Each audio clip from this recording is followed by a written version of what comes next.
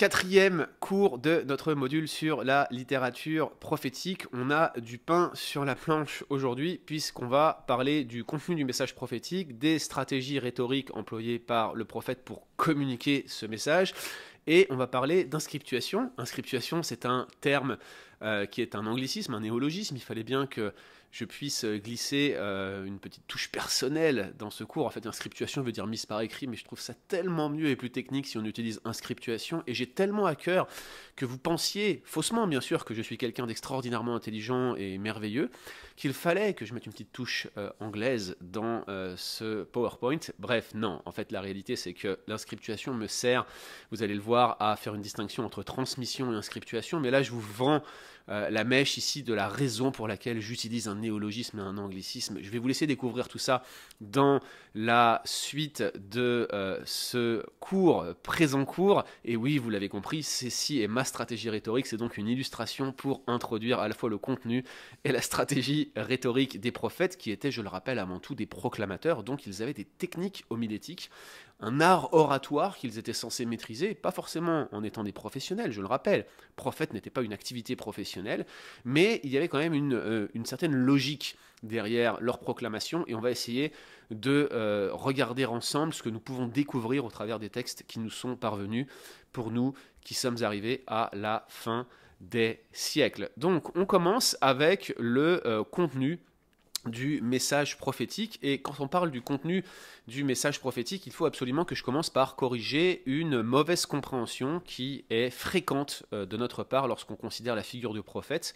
On a tendance à croire que le prophète est quelqu'un qui se focalise sur un aspect prédictif, c'est-à-dire qu'il prédit l'avenir, il va annoncer les choses qui vont arriver. C'est vrai qu'un prophète peut le faire, mais ce n'est pas la majeure partie de son message. En réalité, le prophète se focalise davantage sur le passé, sur les promesses et les oracles de Dieu, et sur le présent, sur l'attitude du peuple dans un contexte socio-historique précis, celui du prophète, vis-à-vis des commandements de Dieu et des promesses de Dieu passées. Le plus souvent, ce sont des messages de jugement, c'est rarement positif, le contenu de la littérature prophétique, et c'est majoritairement donc focalisé sur le passé et sur le présent plutôt que sur l'avenir, même si indéniablement il y a des prédictions qui sont données, et c'est normal, c'est l'un des critères par lequel l'on sait qu'un prophète est un prophète authentique. Pourquoi ? Parce que Dieu est celui qui contrôle toutes choses, qui amène les choses à l'existence et qui les dirige selon le cours de sa volonté, mais en même temps, lorsqu'il révèle sa parole à ses serviteurs les prophètes et que ceux-ci annoncent ce qui va arriver, ils peuvent le faire en toute bonne conscience et avec confiance. Pourquoi ? Parce que Dieu leur parle et ce que Dieu dit, Dieu va le faire. En fait, la fidélité du prophète est le reflet de la fidélité de Dieu. Voilà pourquoi la prédiction et l'aspect futuriste de la prophétie est important, mais je le répète, ce n'est pas la majorité du contenu du message prophétique. Alors qu'est-ce que l'on retrouve dans le contenu du message prophétique ? Eh bien, tout d'abord, on va avoir, alors ça c'est l'incompréhension notoire, on va avoir ce qu'on pourrait appeler un réquisitoire d'alliance. Vous vous souvenez qu'on a souligné le rôle de procureur d'alliance du prophète, notamment en insistant sur la figure d'Élie et Élisée, sur les figures d'Élie et Élisée. Je dis la figure parce qu'en fait, les deux ne font qu'un, l'un remplace l'autre, ils prennent le même office. L'office spécifique d'Élie et d'Élisée est réellement celui d'accusateur, de procureur. Dieu envoie son prophète pour dire « vous n'avez pas respecté les conditions de l'alliance ». Et lorsqu'on parle de réquisitoire d'alliance, il faut rappeler le lien étroit de la littérature prophétique, de la figure prophétique, mais de la littérature prophétique en général, avec le Pentateuque et avec le Deutéronome en particulier. Pourquoi le Deutéronome ? Je vous redis ce que je vous avais déjà dit. Le développement de la figure prophétique est majeur. Il y a un foisonnement sous la période monarchique. Et la période monarchique est finalement cette deuxième génération d'Israël qui sont rentrés avec Josué lors de la conquête dans le pays, puis qui ont échoué durant la période de la Ligue tribale, l'époque des juges, à pacifier le pays, à parachever cette conquête initiée par Josué. La période monarchique est le prolongement de cet échec de la deuxième génération et le point d'orgue, je dirais, le moment où l'activité littéraire va atteindre son apogée pour les prophètes, l'inscriptuation, la mise par écrit de la littérature prophétique va survenir à partir du 8e siècle, au moment des grands bouleversements avec l'arrivée de l'Assyrie sur la scène géopolitique et avec les multiples déportations qui vont amener ensuite à celle de Samarie en 722, puis ensuite avec l'hégémonie babylonienne à celle de Juda en 587 avant Jésus-Christ. Donc toute cette période du 8e siècle, je dirais, jusqu'au 4e, c'est le point d'orgue de l'inscriptuation prophétique. Pourquoi ? Parce que c'est là qu'il va y avoir les grands bouleversements et l'exercice des jugements de Dieu sur cette deuxième génération. Or, je vous le rappelle, le Deutéronome est ce code d'alliance qui a été donné, où on renouvelle l'alliance pour la deuxième génération qui allait rentrer dans le pays. Le Deutéronome a la forme d'un code d'alliance, contient des bénédictions et des malédictions à la fin, et ce n'est pas un hasard si les prophètes font un usage massif du Deutéronome pour évaluer l'obéissance des Israélites à l'alliance de l'Éternel, parce que justement c'est la version codifiée ultime, ou en tout cas la plus up-to-date, si je puis m'exprimer de cette manière-là, qui est donnée au peuple auquel le prophète s'adresse. S'ajoute à cela, bien évidemment, que le Deutéronome va être redécouvert sous une forme embryonnaire peut-être, c'est discuté, du temps de Josias. Je l'ai mentionné, je ne vais pas revenir dessus, mais l'argument, c'est vraiment que les malédictions ont choqué Josias et ont donné un véritable coup de pied. Les réformes avaient commencé, mais vont mettre un coup d'accélérateur plutôt aux réformes de Josias au 7e siècle. Bref, le Deutéronome joue un rôle important, mais ça reste bel et bien les 10 paroles, les 10 commandements qui sont la mesure éthique du code d'alliance, avec des réutilisations massives dans la littérature prophétique, parfois combinées avec des métaphores. J'ai à l'esprit par exemple la manière dont Ézéchiel 36 va combiner le premier et le deuxième commandement, ainsi que le sixième, excusez-moi, j'ai du mal, tu ne commettras point de meurtre. Donc il y avait des meurtres dans le pays, il y avait de l'idolâtrie, et métaphoriquement Ézéchiel va combiner cela avec l'impureté rituelle d'une femme qui a ses menstruations. C'est ce que dit Ézéchiel, ou plutôt Yahweh à Ézéchiel au début du chapitre 36, « Fils de l'homme, l'impureté des enfants d'Israël est devant moi comme celle d'une femme qui a ses menstruation ». Bien évidemment, c'est une métaphore pour montrer l'impureté du péché, et bien la règle éthique est bel et bien celle des 10 commandements, avec un nombre important de sous-catégories pour désigner les transgressions éthiques qui vont présider au réquisitoire du prophète, qui va regarder donc à l'alliance pour condamner la génération présente à laquelle il écrit. Et on insistera aussi sur le fait que les prophètes vont souvent dénoncer la religion d'apparence, ce qui est une forme d'idolâtrie, à peine voilée, mais la religion d'apparence qui consiste à adorer Dieu du bout des lèvres, en lui rendant un culte extérieur, sans avoir l'intérieur qui suit, sans avoir l'intérieur qui est transformé. Bref, c'est ce rôle de procureur d'alliance. C'est l'essentiel de l'activité prophétique, en tout cas dans les livres qui portent le nom du prophète, et ce que nous avons dans ces livres-là sont bien des éléments qui se focalisent sur le passé pour juger la génération présente. Et justement, lorsque dans un contenu d'un réquisitoire, dans le contenu de la parole du procureur d'alliance, nous avons l'annonce d'un jugement imminent, eh bien cela fait référence à un temps présent. L'exercice de la colère de Dieu est annoncé en prenant en considération les faits de transgression au présent pour la génération à laquelle le prophète écrit. Bref, les conditions d'alliance n'ont pas été respectées. On a une annonce d'un jugement imminent. Donc là, on est dans l'évaluation du présent, sur la base de données du passé, pour annoncer un jugement imminent qui est dans un futur très proche. Donc c'est pas forcément prédictif, c'est plutôt l'idée que nous avions annoncé au travers de la littérature inspirée qu'il y avait des conditions d'alliance.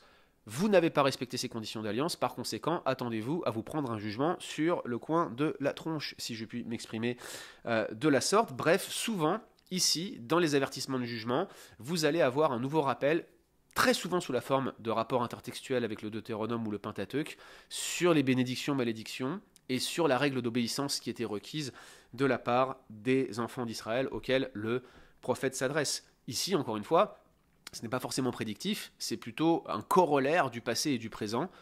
Passé qui sont les commandements, présent qui est l'attitude du peuple vis-à-vis de ces commandements. L'annonce du jugement se focalise sur un futur proche, mais n'est pas stricto sensu une annonce prédictive. C'est vraiment une menace, tout simplement. Et on ne peut pas parler de prédiction ici, dans le cas précis.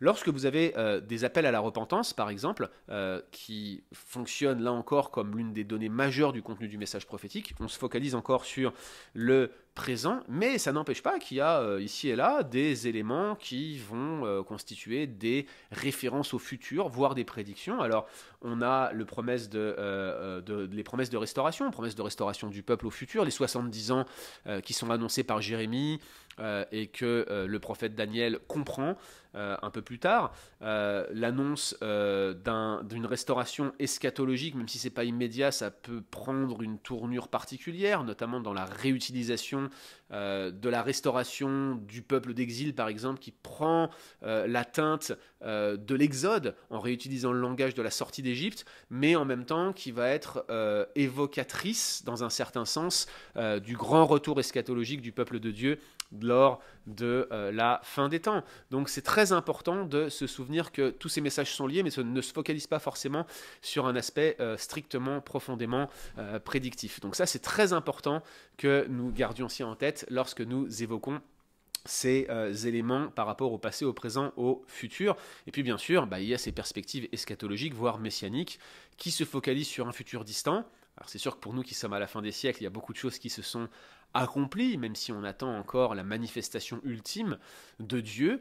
Se pose d'ailleurs la question de cette tension dans le Nouveau Testament entre le déjà et le pas encore, le fait que les derniers temps sont déjà là avec la venue de Christ, mais dans un certain sens on attend la consommation des derniers temps, la consommation de l'œuvre de Dieu dans les derniers temps.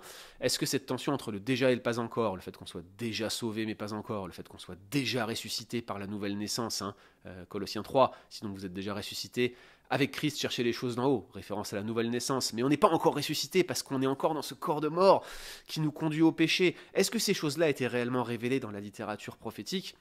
Difficile de le dire, même si on a des indices ici et là de cette perspective ultime de l'eschaton. Bref, quand on regarde par exemple le motif du jour du Seigneur, quand on parle du jugement final, lorsqu'on parle de la restauration ultime, de cette espèce d'annonce double face où la rédemption ultime eschatologique du peuple de Dieu prendra aussi la forme d'un jugement de l'ensemble de l'humanité incrédule qui n'a pas cru en Dieu, quand on met tous ces éléments bout à bout, oui, il y a des éléments prédictifs indéniables, mais ce n'est pas le cœur du message prophétique. Souvenez-vous que le réquisitoire d'alliance, l'annonce du jugement imminent, l'appel à la repentance, tous ces éléments qui prennent appui sur le passé pour décrire la situation au présent, c'est la majeure partie du contenu du message prophétique. C'est très important de corriger cette incompréhension. Maintenant qu'on a parlé du contenu, j'aimerais qu'on s'intéresse aux stratégies rhétoriques des prophètes et de la littérature prophétique en général. Pourquoi est-ce que c'est important qu'on parle de stratégie rhétorique lorsque l'on parle de la littérature prophétique ? Eh bien parce que les prophètes, sans être forcément des professionnels de la proclamation, vous savez que la plupart d'entre eux n'étaient même pas vraiment intéressés à prendre la parole en public et n'avaient pas eu de formation pour cela, eh bien ces prophètes avaient quand même une intention, un but et avaient un besoin également. Il y avait une nécessité d'avoir une vraie stratégie bien pensée en matière de rhétorique prophétique, si je puis m'exprimer de la sorte. Pourquoi est-ce que c'était nécessaire d'établir une stratégie et de ne pas forcément y aller comme battant l'air ? Déjà parce que être un prophète, c'était pas de tout repos, c'était un vrai challenge. Souvent, ils ne voulaient pas y aller et ils avaient des raisons pour ne pas vouloir y aller. C'est que le prophète de l'Éternel, celui qui passait son temps à proclamer des réquisitoires d'alliance ou des actions de jugement, eh bien, il n'était pas très populaire.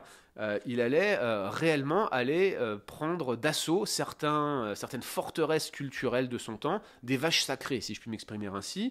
Il y avait des structures de pouvoir, de la richesse, des comportements, des péchés, des choses qui étaient ancrées dans l'habitude des personnes, des contemporains qui entouraient le prophète. Nous, on connaît ça en tant que chrétiens, quand on veut adresser à la fois le péché dans nos vies, mais aussi les péchés qui composent la culture qui nous environne, on sait qu'on va rencontrer de l'opposition. Mais ce que je veux dire par là, c'est que nous avons un message d'espoir, une bonne nouvelle, on annonce une espérance future, donc on peut toujours présenter ça de manière plus positive. Souvent, les prophètes devaient annoncer des transgressions d'alliance, devaient aller confronter les situations remplies de péchés de leur temps, les injustices, et malheureusement, on voit que les prophètes, souvent, ont eu de l'opposition, ont été jetés en prison, ont été mis à mort, certains ont été lapidés, certains récits ont été décrits, comme par exemple le meurtre de Zacharie derrière l'autel. C'est quand même quelque chose qui est particulièrement notable dans le livre des rois. On voit à plusieurs reprises ceux qui cherchent à être pieux, qui cherchent à prophétiser, qui sont mis à mort. Regardez Abdias, qui était serviteur du roi Akab, comment il avait de la crainte de Dieu et qu'il avait caché les prophètes pour ne pas que son maître puisse les mettre à mort, parce que sinon il aurait tué tous les prophètes de Yahweh pour les remplacer par ses propres prophètes de cour, par des prophètes de Baal. Bref, c'était une impopularité, mais c'était pas juste simplement une baisse dans les sondages comme nos politiciens occidentaux finalement ont l'habitude de faire des hauts et des bas et puis craignent l'impopularité de ce type-là. On parle d'une impopularité qui pouvait conduire à la mort. Donc forcément, cette impopularité faisait que s'ils voulaient que leur message soit entendu, il fallait qu'ils utilisent des stratégies spécifiques, surtout s'ils devaient faire face à des menaces qui pouvaient aller donc jusqu'à la mort. L'autre chose, c'est que leur proclamation, elle n'est pas simplement une annonce, c'est que souvent cette proclamation, elle a un but. J'ai même envie de dire que elle a toujours un but, que même quand ce n'est pas mentionné explicitement, l'appel à la repentance est implicite dans les oracles de jugement. J'ai la conviction profonde en ce qui me concerne qu'il n'y a jamais aucune situation définitive avec Dieu. Dieu va annoncer un jugement formel, mais celui qui se repent pourra expérimenter une grâce, ne serait-ce que temporaire de Dieu. Même Akab, ce roi qui était enfoncé dans son péché, lorsqu'il a pris le sac et la cendre après avoir mis à mort Naboth de manière frauduleuse, Dieu a absolument entendu sa repentance et a accepté qu'il se tourne vers lui. Bien sûr, cette repentance était temporaire, n'était pas une repentance à salut, c'est clair dans le texte, mais vous voyez bien que Dieu entend, et que même lorsque la repentance n'est pas explicite dans le message prophétique, je suis absolument convaincu qu'il y a une porte ouverte. Mais pour ce qui nous intéresse en termes de stratégie rhétorique, qui parle d'une réponse de l'auditoire nécessite une présentation qui appelle à la repentance. Et donc les prophètes devaient réfléchir à la manière dont ils allaient annoncer, proclamer leur message. Ils ne travaillaient pas comme battant l'air, ils n'avaient pas non plus tous les outils dont nous disposons aujourd'hui pour proclamer leur message, et donc ils devaient s'adapter en utilisant les stratégies de leur temps. Alors, qu'est-ce qui composait les éléments de la proclamation prophétique? Comment est-ce qu'ils agençaient et organisaient leur stratégie rhétorique? Si l'on regarde tout d'abord l'éthos, c'est-à-dire l'aspect comportemental de leur stratégie, et puis tout ce qui concerne la communication non verbale, on notera l'importance du lieu de la proclamation, même si on n'a pas forcément beaucoup d'indications quant au lieu où la proclamation a été faite. On a parfois des indices. On sait que par exemple Hulda, la prophétesse, prophétisait de chez elle. D'ailleurs, là encore, on pourrait discuter du nombre de prophètes femmes dans l'Ancien et dans le Nouveau Testament. Il n'y en a pas beaucoup, figurez-vous. On a Hulda, la prophétesse, on a Déborah, qui est dit avoir prophétisé, on a la femme d'Ésaïe, la mère de Maher-Shalal-Ashbas, fils d'Ésaïe, qui est mentionnée comme prophétesse. Je crois que dans l'Ancien Testament, à part ces trois-là, nous n'en avons pas d'autres. Vous me corrigerez si je dis une bêtise. Et puis dans le Nouveau Testament, on a les 4 filles de Philippe qui sont mentionnées comme prophétisant chez Philippe. Et puis on a la mention qui est faite également d'une prophétesse qui était dans le temple, qui s'appelle Anne, si ma mémoire est bonne. Vous voyez, je fais tout ça de mémoire ici. J'espère que vous me pardonnerez si je dis une bêtise. Bref, je vérifierai et j'éditerai le cas échéant si j'ai dit une bêtise après avoir terminé cette vidéo. Si je n'ai pas édité, c'est que j'avais raison. Suspense, n'est-ce pas? Donc, je disais simplement que, vous voyez, les prophètes femmes sont peu nombreuses dans l'Ancien et dans le Nouveau Testament, mais ce qui est vraiment intéressant, c'est de voir le lieu de leur proclamation. Ok, Déborah était sous un arbre, mais c'est une exception. Hulda, on connaît son adresse, elle est mentionnée, son quartier est mentionné, sa rue est mentionnée, et on sait qu'elle prophétisait de chez elle, Hulda, la prophétesse. Il y a même probablement toute une discussion autour du rôle de son mari à cause de certains indices textuels qui environnent la description du lieu d'habitation de Hulda. Les 4 filles de Philippe, elles étaient elles aussi chez elle. La femme d'Ésaïe, on n'a pas vraiment de mention du lieu de la proclamation. Et si l'on prend l'exemple de celle qui proclamait, qui restait dans le temple à faire des jeûnes et des aumônes, on a une indication claire de sa position. Elle s'était consacrée à l'Éternel dans le temple, donc on comprend qu'elle était ici pour annoncer une parole prophétique. Ces choses sont très intéressantes, mais elles soulignent qu'il n'y a pas tant de prophètes féminins que ceux-là qui sont mentionnés explicitement dans les Écritures. Quoique c'est un argument du silence, et que la location, le lieu, l'endroit où elles vont effectuer leur prophétie est quasiment toujours dans une sphère privée. C'est très intéressant de le noter, parce que si vous voulez développer une théologie de la prophétie en général et du rôle des femmes en tant que prophètes, ce sont des éléments dont il faut tenir compte parce que c'est souvent un argument fort dans le débat complémentarisme-égalitarisme. C'est pour vous montrer l'importance du lieu de la proclamation. Regardez par exemple en Ésaïe 7 comment Ésaïe va aller rencontrer Akaz dans un endroit spécifique. C'est l'un des conduits du réservoir d'eau le plus élevé près d'un champ particulier, et c'est important pour deux raisons. Pourquoi c'est important pour deux raisons? Tout d'abord parce que très probablement au moment précis où Ésaïe va rencontrer Akaz sur cet aqueduc, sur ce réservoir d'eau, eh bien c'était probablement pour regarder et contrôler le système de défense par rapport à une attaque d'une coalition syro-éphraïmite, si vous voulez tout savoir. Et puis la deuxième raison, c'est que le message d'Ésaïe, c'est que cette attaque va échouer. Donc c'est quand même très intéressant que dans sa stratégie non verbale, il annonce l'échec d'une attaque contre Akaz par une coalition de rois en allant sur un endroit qui constitue un lieu de défense ou de l'organisation défensive de la ville de Jérusalem. C'est vraiment très intéressant. Regardez également comment en Ésaïe 36, chapitre 2, l'émissaire envoyé par l'Assyrie se tient exactement au même endroit lorsqu'il va faire ses demandes au roi Ézéchias.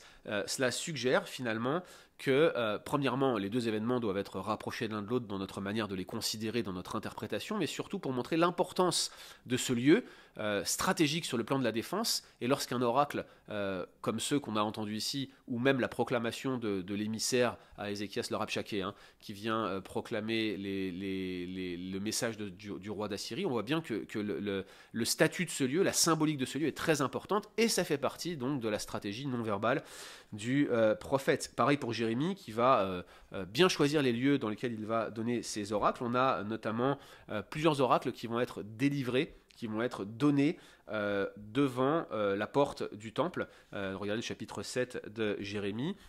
Il va aussi aller à la porte du peuple pour donner un message sur le jour du sabbat, chapitre 17, et puis il va faire dans le temple une déclaration de jugement. Bref, le rapport de Jérémie au temple est extrêmement intéressant. Il y a eu de nombreuses études qui sont centrées sur les localités dans lesquelles Jérémie a décidé de prêcher à l'intérieur de la ville de Jérusalem. Tout ça pour vous dire finalement, avec ce rapide survol, que ce n'est pas par hasard s'il se rendait à un endroit précis pour faire une proclamation, parce que la symbolique était forte et qu'il fallait justement que ce message puisse être reçu.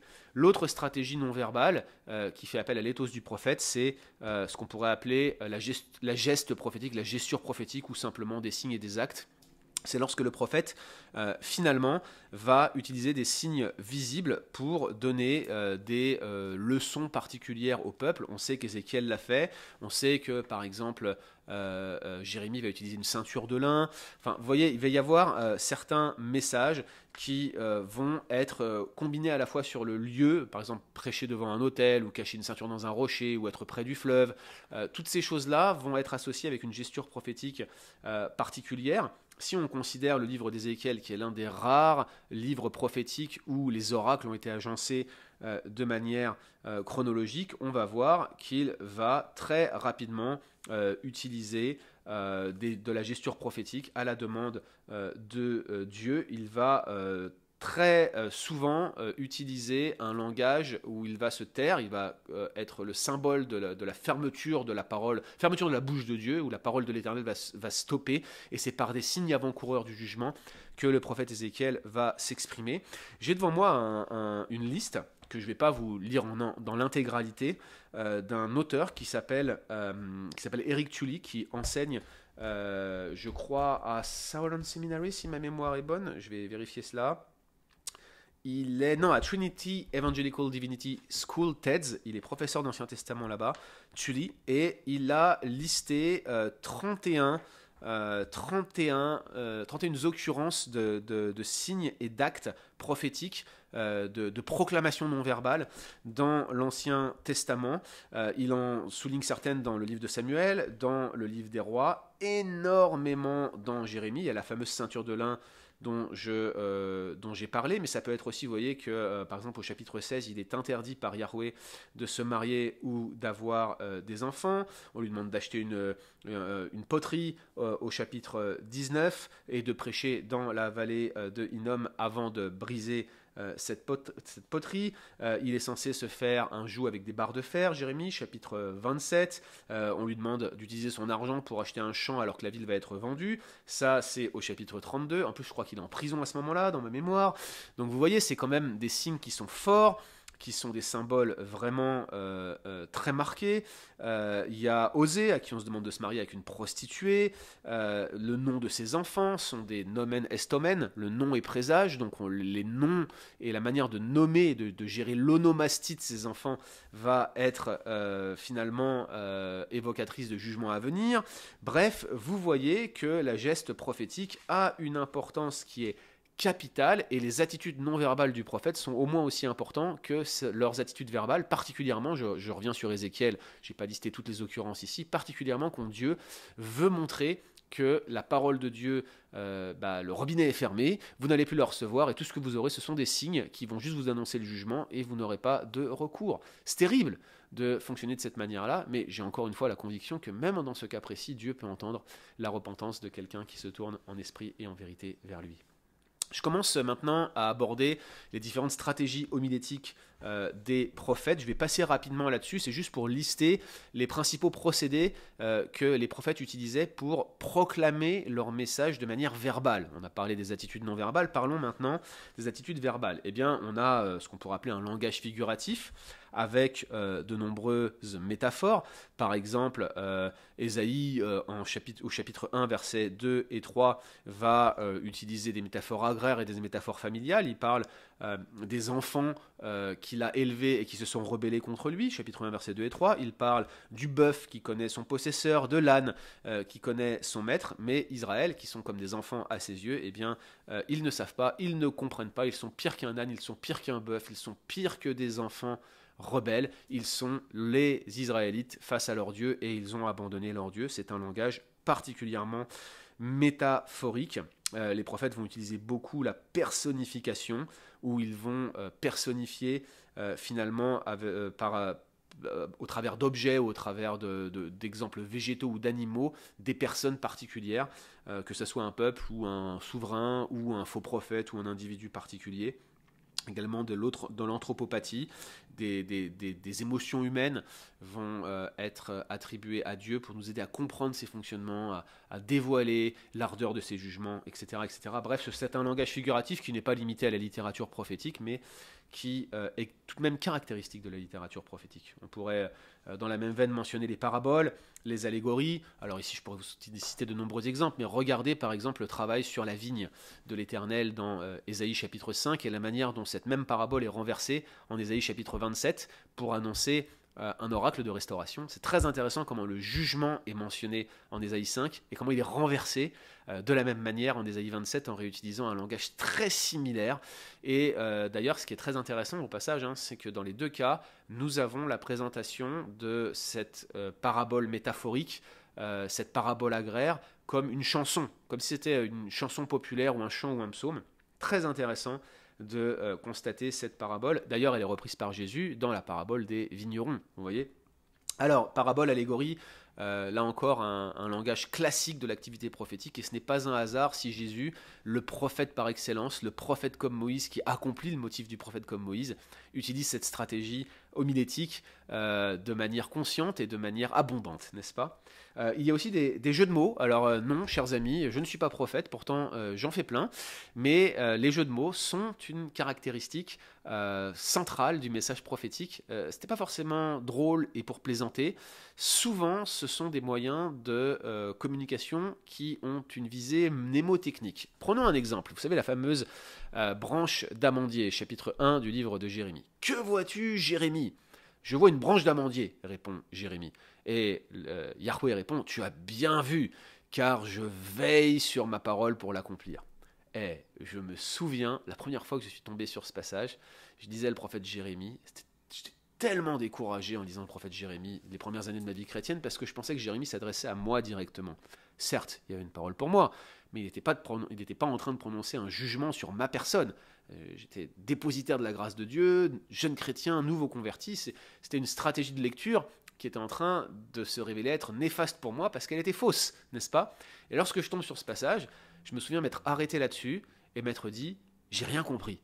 Quel est le rapport entre le fait de veiller sur sa parole et le fait que le prophète voit une branche d'amandier? Eh bien, chers amis, le verbe veiller, la racine verbale pour le verbe veiller en hébreu, c'est shakad, et la branche d'amandier, c'est shoked. Et donc, qu'est-ce que voit Jérémie? Je vois une shoked. Tu as bien vu, dit Dieu, car je shakad sur ma parole pour l'accomplir. Alors, je vous ai présenté les formes nominales, les formes lexicales de ces termes. Ce n'est pas conjugué de cette manière-là, et l'inflexion dans ce verset n'est pas exactement la même. Je voulais juste vous montrer comment le jeu de mots fonctionne via un aspect...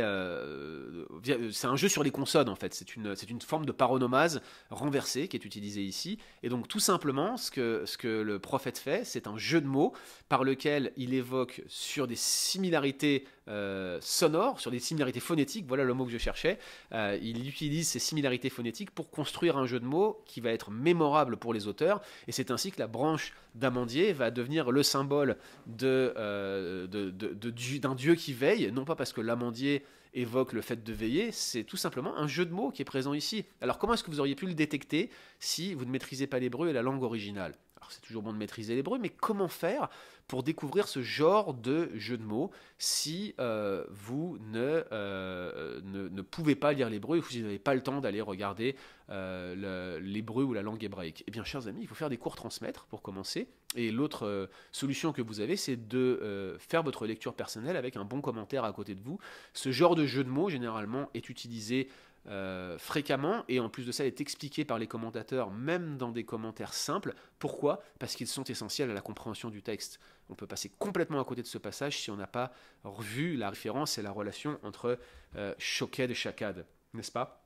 Donc il y a des jeux de mots, et puis il y a également des recensions historiques, donc on rappelle les hauts faits de Dieu ou les erreurs du peuple au passé, puis parfois il y a des éléments intertextuels, on va rappeler certaines séquences, on va reprendre certains textes, on va utiliser des mots-clés, on va utiliser des marqueurs textuels pour faire un lien entre un texte du passé et un texte du présent. Bref, l'intertextualité, le rappel des hauts faits, les rappels et les recensions historiques vont être fréquents. On a même des éléments dans la littérature prophétique qui vont être carrément des rééditions de certaines séquences de l'histoire de la rédemption. Je mentionnais tout à l'heure Ésaïe 36, mais c'est un aspect narratif qui est lui aussi présent dans le livre des rois. Donc l'un a réutilisé l'autre, plus probablement on a Ésaïe qui a réutilisé soit le livre des rois, soit la source utilisée par le livre des rois, c'est probablement la deuxième hypothèse qui est la bonne, mais nous avons aussi des recensions qui peuvent prendre différentes formes. Ça peut être une prière, regardez Daniel 9, regardez comment Daniel va aller prier la tradition, en priant depuis la création jusqu'à son temps présent, en montrant finalement comment les Israélites ont fait faillite. Daniel 9 est véritablement une théologie biblique de l'échec des Israélites en particulier. C'est très intéressant de lire Daniel 9 sous cet angle-là. C'est une véritable recension truffée d'allusions intertextuelles. Donc, de stratégies homilétiques, il y en a plein, et vous en avez ici quelques-unes: langage figuratif, parabole, allégorie, jeu de mots, recension historique, intertextualité. Je peux aussi mentionner des traits d'empathie où le prophète va s'identifier à son peuple. Il y a aussi toute la question des transpositions temporelles, très importante parce que c'est l'un des aspects les plus critiqués. On parlera dans le module sur les prophètes majeurs du livre d'Ésaïe. Ésaïe qui est un modèle clé pour regarder l'activité des théologiens critiques sur la littérature prophétique. C'est l'un des livres les plus disputés. Il y a notamment tous les chapitres 40 à 66 qui sont presque unanimement rejetés, qui ne sont pas attribués au prophète historique Ésaïe par les critiques. Il y a plusieurs raisons à cela, on va les mentionner tout à l'heure, mais surtout, l'une des grandes raisons, c'est qu'à partir du chapitre 40, le prophète Ésaïe effectue ce qu'on appelle une transposition temporelle. Il parle comme s'il était au temps de l'exil. Et donc ça amène les commentateurs critiques à se dire, bah regardez, c'est l'ajout d'un matériau tardif qui est un matériau exilique, voire certaines sections post-exiliques, vous voyez, notamment à partir du chapitre 56. Toujours est-il que la transposition temporelle est réellement quelque chose qui est manié par la littérature prophétique. On le voit dans le prophète Abdias, qui va accuser la nation d'Édom dans une perspective qui semble être incongrue ou tout simplement anachronique.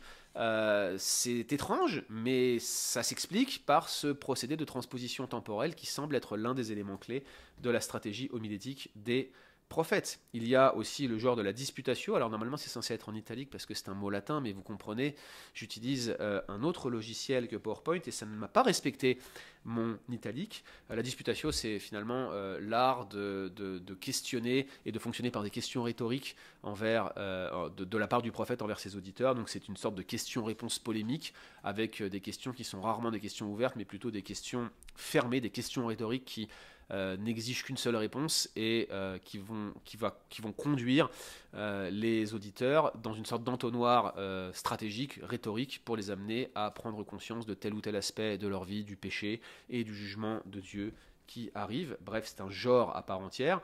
Et puis, on a bien sûr les analogies, les typologies, la manière dont les événements historiques sont réutilisés pour préfigurer l'eschaton, les prophéties messianiques, bref, tous les procédés classiques qui sont utilisés pour annoncer d'avance par des événements présents les réalités futures connectées à la fin des temps, au motif du jour du Seigneur. Je passe rapidement sur cet aspect de la stratégie homilétique des prophètes.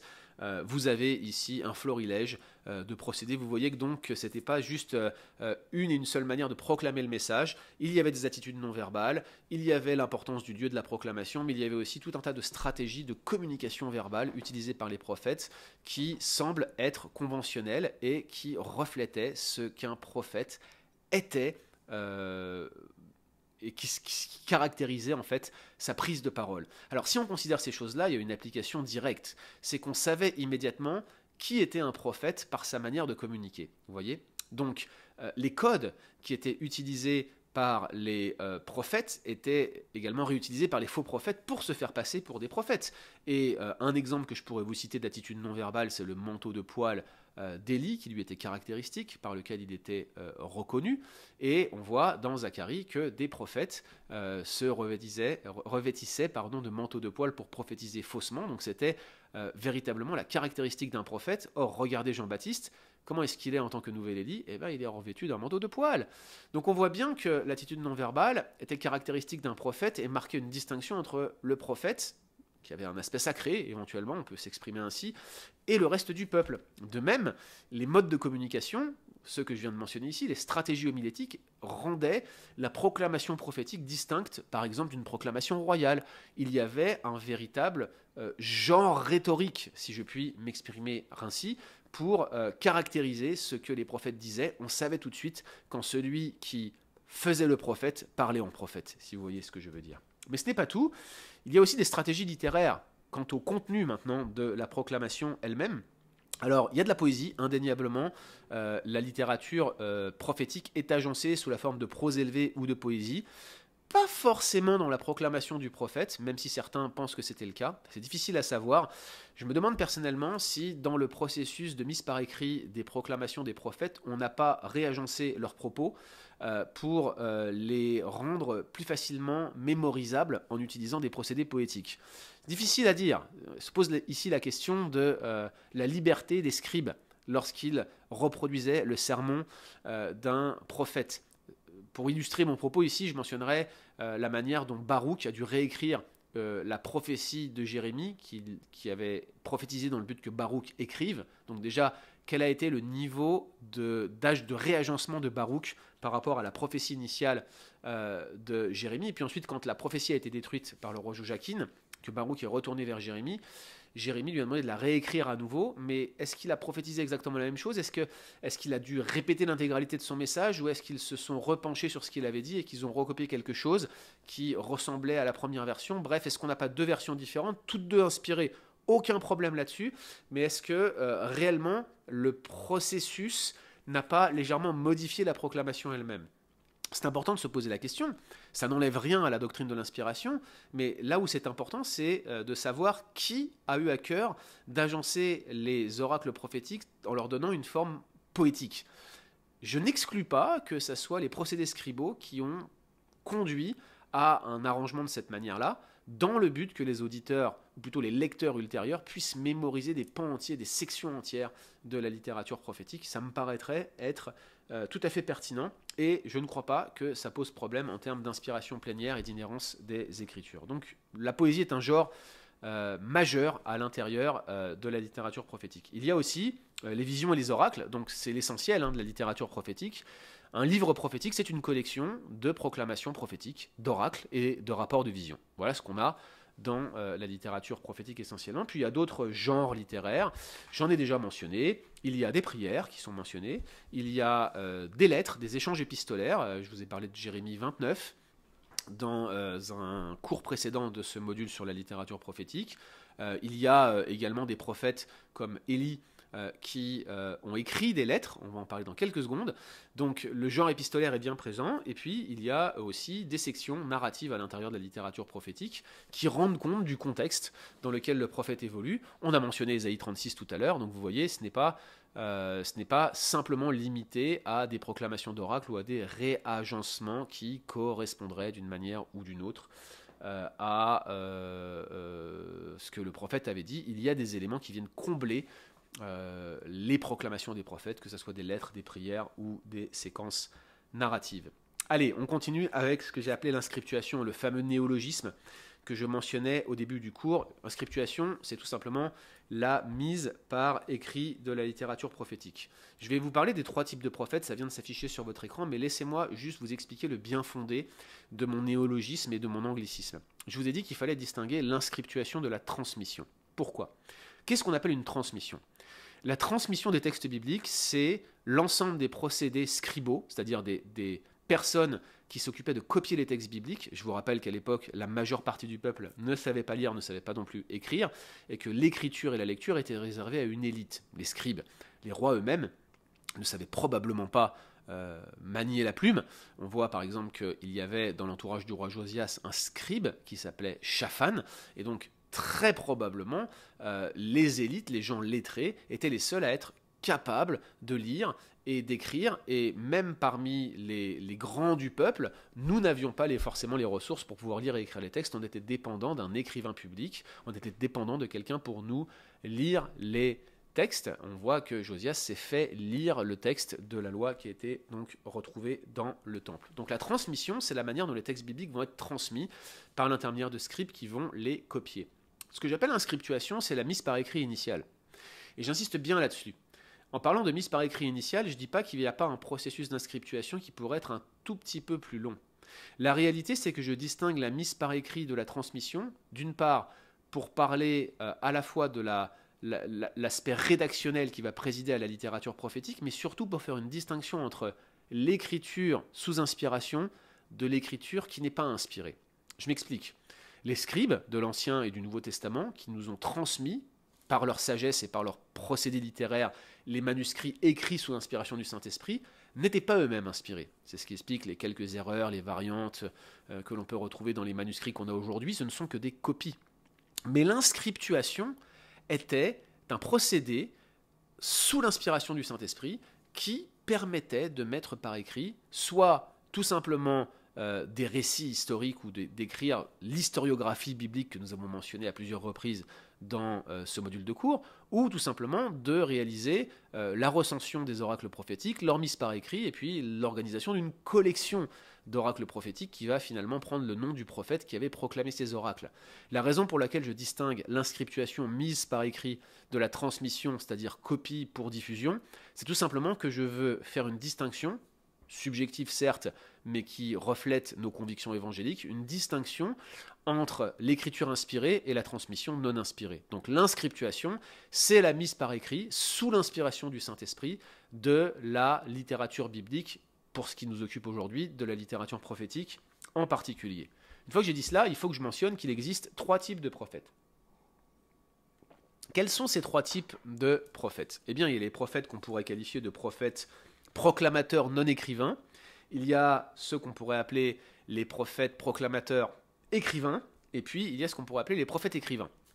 Prophètes proclamateurs non écrivains, ce sont des prophètes qui n'ont pas laissé de livre qui porte leur nom. Voilà ce qu'on va appeler un prophète proclamateur, tout simplement. Élie et Élisée, prophètes proclamateurs. Alors attention, ce n'est pas absolu quand je dis qu'ils sont non écrivains. Je vous l'ai dit, hein, en 2 Chroniques 21, versets 12 à 15, on apprend que Élie va écrire une lettre de jugement. Donc, probablement pas lui qui l'a écrite directement, comme je le disais tout à l'heure, probablement un scribe. Mais cette lettre, Dieu, dans sa sagesse, n'a pas prévu que nous la recevions dans le canon biblique. Nous n'en avons aucune trace. Donc, on considère Élie comme un prophète proclamateur. À nos yeux, c'est ce qu'il est. Il n'a pas laissé de collection d'oracles qui portent son nom. On a l'impression que le processus, finalement, est plus tardif. On a commencé à faire des collections d'oracles prophétiques seulement au 8e siècle. C'est intéressant de le noter d'ailleurs. Ça s'est fait seulement au 8e siècle, mais on voit qu'un prophète comme Élie au 9e siècle, on n'a pas forcément collecté ses paroles autrement qu'à l'intérieur d'une grande littérature historique telle que rédigée dans le livre des rois et dans la recension du livre des chroniques. Vous avez des prophètes qui sont à la fois des proclamateurs, mais qui sont aussi des écrivains. Alors ici encore, je vais qualifier ce que je suis en train de dire. Ce sont des prophètes qui ont proclamé des oracles. Ces oracles ont été à un moment mis par écrit, ils ont été compilés ensemble et réagencés pour avoir la forme canonique telle que nous les connaissons aujourd'hui. Par exemple, le livre d'Ésaïe n'a probablement pas été écrit d'une traite, c'est sûr même, mais plus probablement, il consiste en une collection d'oracles du prophète Ésaïe qui ont été mis par écrit, alors qu'ils étaient tout d'abord véhiculés sous une forme orale, puis ils vont être réagencés avec certains principes qui vont guider leur agencement, et on va y ajouter des sections narratives, je l'ai dit tout à l'heure, il y a des emprunts ici et là à des sources historiques comme celles qui sont reflétées dans le livre des rois, on va y ajouter quelques éléments de suscription, on va préciser des éléments de contexte, et donc on aura une forme finale qui sera une forme écrite. Voilà pourquoi on parle de prophète écrivain, il a un livre qui porte son nom, mais ce sont avant tout des prophètes proclamateurs. Ça, c'est la majeure partie des prophètes dont on connaît le nom par la littérature prophétique. Et puis il y a des prophètes écrivains tout simplement. Ce sont des prophètes qui ont écrit leur message, leur prophétie directement sous une forme rédactionnelle et pas forcément avec une proclamation publique. En tout cas, si ça l'est, on n'en a pas trace. L'exemple clé, c'est la prophétie de Sophonie. Et c'est très intéressant de noter que la prophétie de Sophonie est une prophétie écrite. Non seulement on le voit à cause du style utilisé et de l'agencement utilisé, mais les soupçons d'attribution à ce Sophonie sont d'autant plus importants que Sophonie est mentionné comme un descendant d'Ézéchias, qui était lui-même un ancêtre Ézéchias du roi Josias. Alors c'est peut-être pas le même Ézéchias, certains discutent de cela, mais ce qui est frappant, c'est que Sophonie proclame du temps de Josias et annonce toutes les générations qui vont le relier directement à Ézéchias. C'est le seul prophète dont on a une ascendance aussi avancée. C'est le seul dont on nous écrit sa généalogie. Pourquoi est-ce que l'on le fait ainsi? Probablement pour montrer que ce Sophonie est d'ascendance royale et est probablement un parent, un cousin ou je ne sais qui par rapport au roi Josias pour lequel il prophétise au 7e siècle. Et ce qui est très intéressant, c'est que sa prophétie commence par des références intertextuelles très fortes avec des mots-clés extrêmement bien choisis, une stratégie rhétorique vraiment scintillante, vraiment notable, qui est la marque d'un scribe vraiment bien formé, vraiment habile, et il est tout à fait probable que ce Sophonie faisant partie de l'élite royale était lui-même un scribe qui avait été entraîné. Je ne serais pas étonné que ce soit le cas. On pourrait en parler plus longuement, il y a de nombreuses théories qui circulent sur cela, mais je suis assez convaincu que Sophonie est un exemple de prophétie écrite. Naoum est aussi un type de prophète dans ce cas. Donc 3 types de prophètes, soit proclamateurs, ceux dont on n'a pas de livre qui portent leur nom, soit proclamateurs et écrivains, c'est-à-dire que nous avons des livres qui portent leur nom, mais qui sont des recensions ou des collections de leurs oracles, et puis des prophètes écrivains qui ont directement écrit leurs livres qui portent leur nom. Alors, comment la littérature prophétique a-t-elle pris forme écrite? Réponse courte, il y a un article qui circule sur Le Bon Combat, vous pouvez le rechercher, je pense qu'il s'appelle « Comment les livres prophétiques ont-ils pris forme écrite ?» et c'est moi qui l'ai écrit. C'est une synthèse de ce que je vais dire ici, même si ce que je vais dire ici est un tout petit peu plus développé. En réalité, il y a 7 étapes d'inscriptuation. Cela est pour vous rappeler qu'il n'y ait pas réellement de dictée dans la manière dont l'inspiration se produit. C'est rarement une dictée, mais c'est un souffle de Dieu qui va communiquer un message à des personnes qui sont habilitées par Dieu pour le recevoir et qui va les garder dans leur mise par écrit. Mais ça ne veut pas dire que c'est une voix qui va résonner dans leur tête et qui vont écrire des messages qui leur seraient dictés, de sorte que même les virgules seraient inspirées. J'exagère ici pour forcer le trait. L'idée est plutôt qu'il y a un rôle qui est vraiment personnalisé de la part de celui qui est réceptacle des oracles de Dieu et de celui qui écrit. C'est d'autant plus important de le souligner que ceux qui ont compilé et écrit les textes ne sont pas forcément directement connectés au prophète lui-même. En tout cas, ce n'est pas forcément un lien aussi direct qu'on le penserait. Et la question qui se pose, qui est très difficile à répondre dans le cadre de ce cours, c'est la question de la liberté éditoriale des scribes vis-à-vis des prophètes ou de ceux qui recevaient un oracle de Dieu, surtout quand on considère cette question dans la perspective de l'inspiration plénière des Écritures. Vous pouvez vous poser la même question pour le Nouveau Testament. Paul n'a pas écrit la majeure partie des lettres qui portent son nom. Regardez les salutations de Romains 16, il y a un dénommé Tertius qui dit « Salut, c'est moi, Big Up, qui a écrit cette lettre ». Il le dit au milieu des salutations de Romains 16. Vous vous dites « Mais d'où il sort celui-là » D'où il sort, c'est le scribe. C'est lui qui était en train d'écrire. Paul n'écrivait pas. Paul savait écrire, mais Paul avait probablement des difficultés d'écriture. La plupart des spécialistes pensent qu'il avait contracté la malaria dans les marais de Pamphylie et qu'il ne voyait plus. Voilà pourquoi il parle des fameuses grandes lettres qu'il écrit de sa propre main pour dire que certains falsifiaient des lettres qu'il disait les avoir écrites en son nom. C'était faux, c'était pas vrai, mais la réalité c'est que vous aviez des scribes qui écrivaient pour Paul. Quelle question doit-on se poser? Est-ce que les scribes écrivaient spontanément ce que Paul disait ou est-ce qu'eux-mêmes étaient guidés par Dieu dans le processus d'inscriptuation? Quel était leur niveau de liberté? Je n'ai pas de réponse toute faite, mais j'autorise personnellement une inspiration plénière, une inhérence totale, version Chicago, si je puis me permettre pour les geeks d'entre vous. J'autorise cela et j'arrive à autoriser cela avec une vision de l'inscriptuation en 7 étapes, comme ce que je vais vous lire maintenant. J'emprunte ça encore une fois à Eric Tully, le professeur de TEDS, de Trinity Evangelical Divinity School. Je suis assez d'accord avec lui sur la manière de voir les choses, même si à mon humble avis, ces 7 étapes ne reflète pas forcément comment chaque livre prophétique a été écrit. Il est possible qu'à plusieurs reprises, ça se soit produit beaucoup plus rapidement et sans que toutes les étapes aient été strictement respectées. Certaines ont pu être sautées, etc. etc. Pour Tully, donc, la première étape, c'est l'événement prophétique. Voilà, c'est comme ça qu'il qualifie la première étape. C'est ce qu'on pourrait appeler la révélation. Bref, Dieu transmet un message au prophète et le prophète doit le passer aux autres. C'est l'événement prophétique, le moment où la révélation est communiquée au prophète. Et puis la deuxième étape pour Tully, c'est ce qu'il appelle l'événement rhétorique, ce qu'on pourrait appeler la proclamation. C'est le moment où le prophète va communiquer le message qu'il a reçu à ceux qui l'entourent, à ceux qui forment le peuple dans le contexte socio-historique auquel il appartient. Donc ça inclut bien sûr les proclamations orales, bien sûr les conversations, les lettres, les sermons, par exemple au temple pour Jérémie, les rencontres avec tel ou tel groupe, les rencontres avec des groupes de personnes en exil par exemple, mais ça inclut aussi les communications non verbales comme les signes, les actes et même les décisions de fermer la bouche plutôt que de l'ouvrir, de prendre des femmes, etc. etc.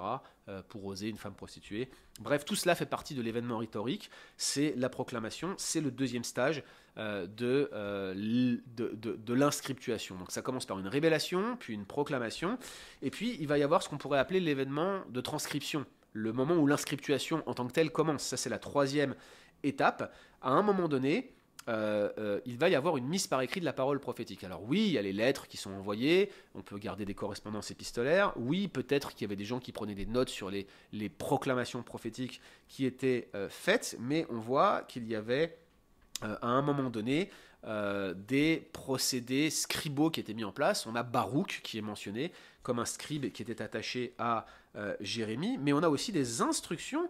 Par exemple en Ésaïe chapitre 30 verset 8, on a un commandement qui est donné directement par Dieu d'écrire sur une tablette et d'écrire dans un livre pour être un témoignage à la génération future. On voit bien que Dieu voulait que certains des oracles prophétiques soient préservés pour la génération future. Relisez Ésaïe 30 chez vous. Il y a vraiment l'idée de garder une traçabilité des oracles qui ont été donnés et Yahweh est très clair que le but d'écrire les oracles, de garder une recension des oracles prophétiques, eh bien, c'est de les garder pour toujours afin qu'ils soient non seulement présents pour la génération au moment où l'oracle a été donné, mais pour les générations futures. Donc il y a bien une pertinence de la littérature prophétique pour nous. Ça ne veut pas dire qu'on doit la lire comme si elle nous était directement adressée, mais elle nous est quand même adressée d'une certaine manière, de manière, je dirais, transgénérationnelle.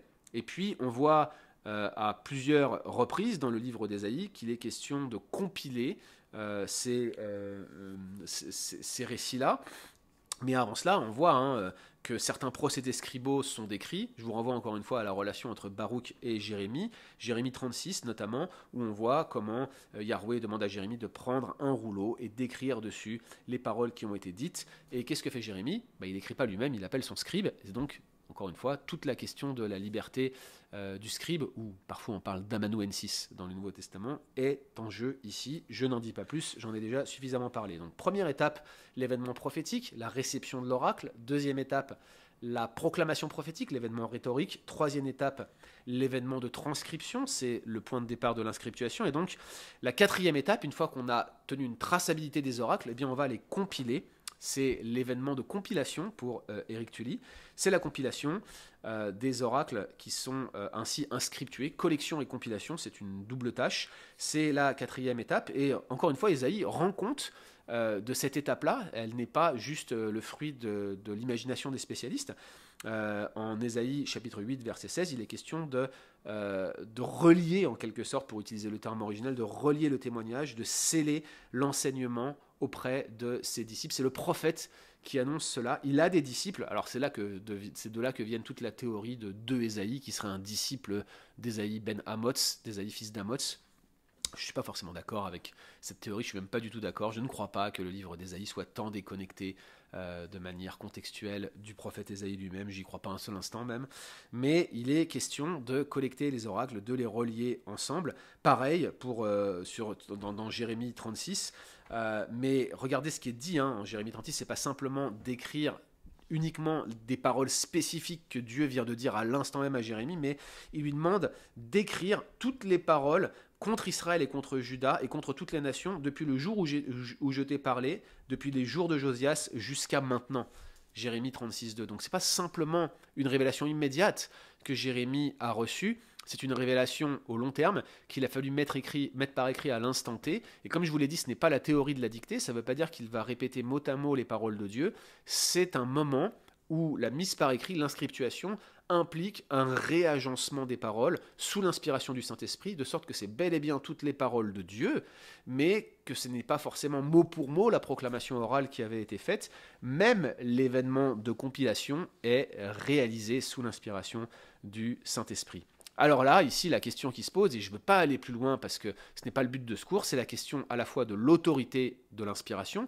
Nous sommes évangéliques à transmettre et nous croyons que l'autorité est plénière à cause de l'inspiration plénière et que par conséquent la Bible est complètement inhérente dans les manuscrits originaux. Mais ça n'empêche pas une certaine fluidité entre la proclamation orale de la parole de Dieu et l'inscriptuation sous l'inspiration du Saint-Esprit de la parole de Dieu. Ça ne veut pas dire que le message change, les mots peuvent être quelque peu différents, les tournures, les formes grammaticales, et puis bien sûr les procédés littéraires employés. Je n'exclus pas que l'usage massif de la poésie dans la littérature prophétique se soit fait au moment de l'inscriptuation plutôt qu'au moment de la proclamation, mais je garde en tête, et je vous le dis encore une fois, que l'inscriptuation est pleinement inspirée, donc pleinement inhérente, c'est ce qu'il faut maintenir. Donc quatrième étape, c'est l'événement de compilation. Et puis Tully va utiliser les trois dernières étapes comme une sorte de post-production. C'est-à-dire que c'est ce qui va servir finalement à compléter la compilation finale qui vient d'être faite des oracles du prophète. On va avoir un cinquième stage, une cinquième étape qui va être l'événement narratif, c'est ainsi que Tully l'appelle. C'est l'addition du contexte narratif qui va compléter les oracles prophétiques qui ont été faits. Alors il y a un très bon exemple à vérifier, c'est celui d'Ésaïe chapitre 6 et 7, vous savez, où Ésaïe va monter à l'aqueduc et au réservoir qu'Akaz est en train d'inspecter, on en a parlé tout à l'heure, pour lui donner un oracle pour la guerre l'une des guerres syro-éphraïmites, parce qu'il ne faut pas que ce qu'on appelle la guerre syro-éphraïmite, c'est pas spécifiquement la guerre dont il est question ici en Ésaïe 7, mais on a en Ésaïe 6, 1 à 8 une séquence narrative très courte qui nous donne du contexte pour comprendre de quelle manière ces oracles ont été effectués. Et d'ailleurs, c'est très intéressant, c'est que clairement, le livre d'Ésaïe a été compilé pour être transmis à des lecteurs qui ne connaissaient pas forcément le contexte dans lequel Ésaïe a dû interagir avec Akaz. Et on le comprend, ça peut très bien s'expliquer par une compilation du temps du prophète, puisque le ministère d'Ésaïe est probablement le plus long, peut-être le deuxième plus long, c'est débattu, de tous les ministères prophétiques, et qu'il a connu de nombreux rois, et qu'il a interagi avec le Nord, beaucoup plus le Sud, mais aussi un peu avec le Nord. Donc on comprend que la mise en contexte avec l'addition de certaines séquences narratives était essentielle à la bonne compréhension du message d'Ésaïe. Et donc, il fallait ajouter quelques séquences narratives. C'est de la post-production après l'événement de compilation. Donc le livre n'a pas encore sa forme canonique, sa forme finale. On ajoute des éléments narratifs. Et puis Tully parle d'une production éditoriale, la fameuse production finale du rouleau, où probablement ici il ajoute certains éléments sous l'inspiration du Saint-Esprit par l'inscriptuation de certaines mentions qui vont donner du contexte supplémentaire. C'est une activité éditoriale qui peut être rapprochée de l'ajout d'éléments narratifs, comme je le disais il y a quelques instants. Et il distingue la 7e étape, il appelle ça l'événement nominal. En fait, c'est la création de l'attribution au prophète, c'est la fameuse suscription, où on va attribuer l'ensemble du livre à la figure prophétique. Alors, je pense que les étapes 6 et 7, là, l'aspect éditorial et l'aspect nominal mentionné par Tully, la suscription, c'est-à-dire l'attribution du livre à un prophète, correspondent d'une certaine manière à une vision particulière que Tully a de la littérature prophétique, et je ne suis pas sûr, par exemple, qu'il croit que l'ensemble du livre d'Ésaïe a été composé du temps d'Ésaïe ben Amoz. Je ne serais pas étonné de cela. Il y a de plus en plus d'évangéliques, vous allez le voir quand on va parler d'Ésaïe, qui rejettent la paternité absolue d'Ésaïe sur l'ensemble des oracles du livre qui porte son nom. Écoutez, je suis désolé de vous le dire, je reste assez conservateur en la matière. Je ne m'en excuse pas. Donc je pense que les étapes 6 et 7 que j'ai mentionnées ici doivent être prises avec précaution, mais pourtant elles existent. Je crois vraiment qu'il y a une activité éditoriale inscriptuée, inspirée de la littérature prophétique, et bien sûr les suscriptions elles ont été rajoutées à la fin de ce processus-là. Je n'ai pas de problème avec cela, mais j'ai tendance à penser et à croire, du fait de mes convictions et de mes présupposés, que tous ces événements-là ne se sont pas produits dans un laps de temps trop long, tout simplement parce que l'événement d'inspiration implique un rapport direct avec la proclamation des événements prophétiques, avec la réception de la parole de Dieu et avec la proclamation de cette parole de Dieu. Une fois que ces choses ont été dites, qu'on a vu ensemble le contenu de la littérature prophétique, la manière dont il était proclamé avec ses stratégies rhétoriques et la transition vers une mise par écrit, eh bien on a un petit peu toute l'architecture qui nous permet de comprendre comment finalement un message prophétique va trouver son origine, sa raison d'être, comment est-ce qu'il va être proclamé dans un contexte socio-historique précis, et surtout comment il a été mis par écrit pour aller bien plus loin que ce contexte socio-historique afin d'être transmis à des générations futures, incluant nous, qui sommes aujourd'hui à la fin des siècles. Je pense que ce cours numéro 4 au sein de notre module sur la littérature historique de l'Ancien Testament est absolument essentiel à la bonne compréhension de ce que nous allons faire dans les cours 6 et 7, c'est-à-dire une brève présentation de chaque livre prophétique. Mais avant que nous abordions ces livres prophétiques, je vais avoir dans quelques instants, dans le 5e cours de ce module, un échange avec Timothée Minard, parce qu'on va prolonger la discussion pour parler de la fonction prophétique en général dans l'ensemble de la Bible, incluant le prolongement de ce motif dans le Nouveau Testament. C'est tout de suite avec Timothée. Je vous dis à très bientôt.